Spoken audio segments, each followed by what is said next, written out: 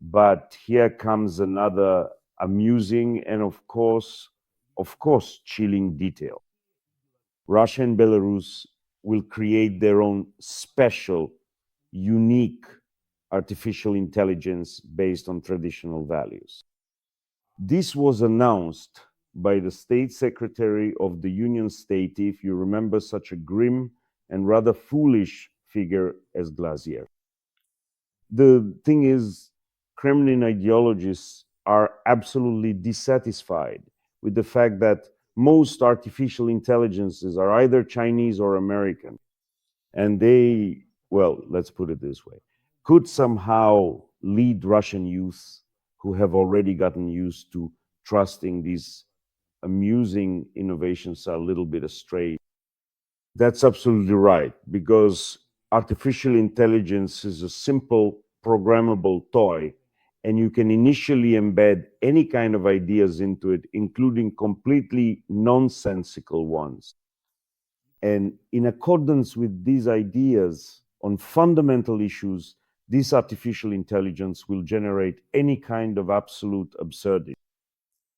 And for savages, for people with a religious mindset, artificial intelligence really does have a hypnotic effect right now. They perceive it as an electronic god that has replaced Jesus, Osiris, and so on.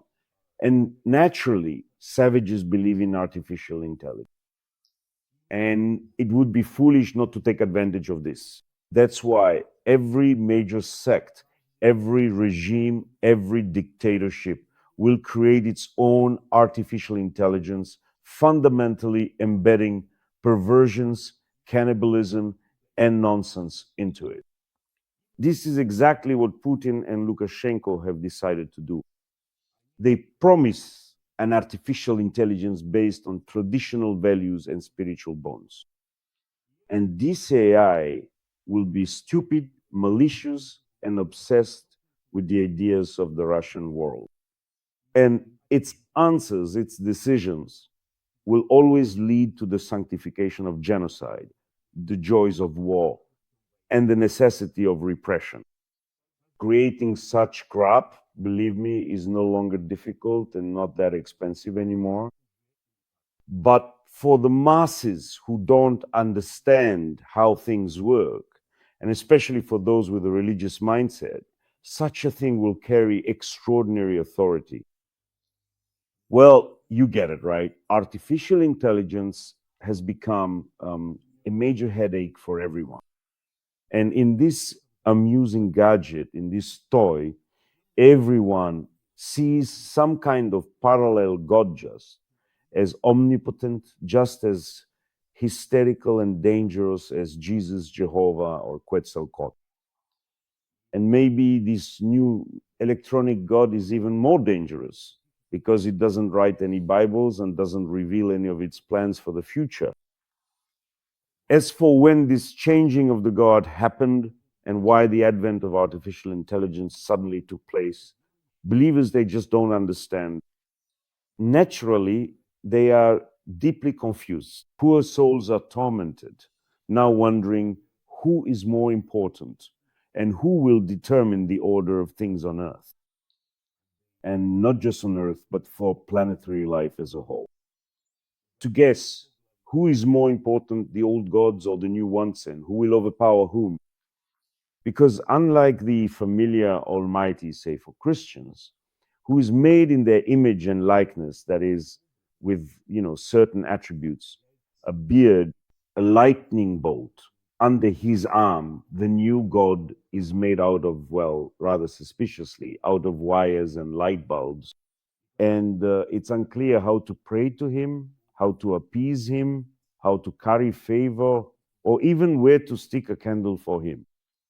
Ah, yes, indeed, we see this attitude.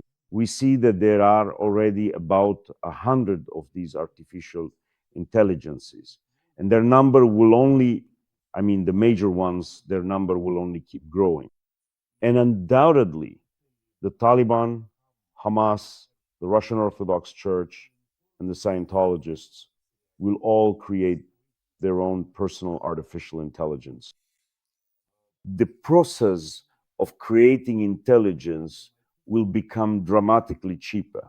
And very soon, I don't know, even pedophiles whose network is vast around the world, for example, could also get their own artificial intelligence, which I'm sorry to say will also love children and be fanatically convinced of the righteousness of this perversion.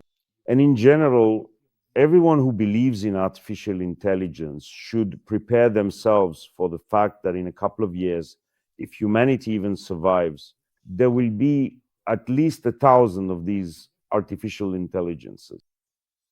And each will have its own perspective and firm conviction. And here, it's important to understand that the good idea of artificial intelligence ended the moment priests, ministers, and generals snatched the concept of artificial intelligence from the hands of science and began adapting it to their own foolish needs. And the grand idea collapsed as soon as it became clear that there would be no single artificial intelligence. And there will be even more of these AIs than there are gods. And each artificial intelligence will have its own personal quirk. And every artificial intelligence, in line with the tastes of its creator and mentor, will insist on its own point of view when it comes to serious matters. And instead of serving science, progress, or medicine, artificial intelligences will simply start bickering among themselves, engaging in unfair competition, and ultimately resorting to aggression and calls to destroy anyone who follows a different artificial intelligence or adheres to its principles.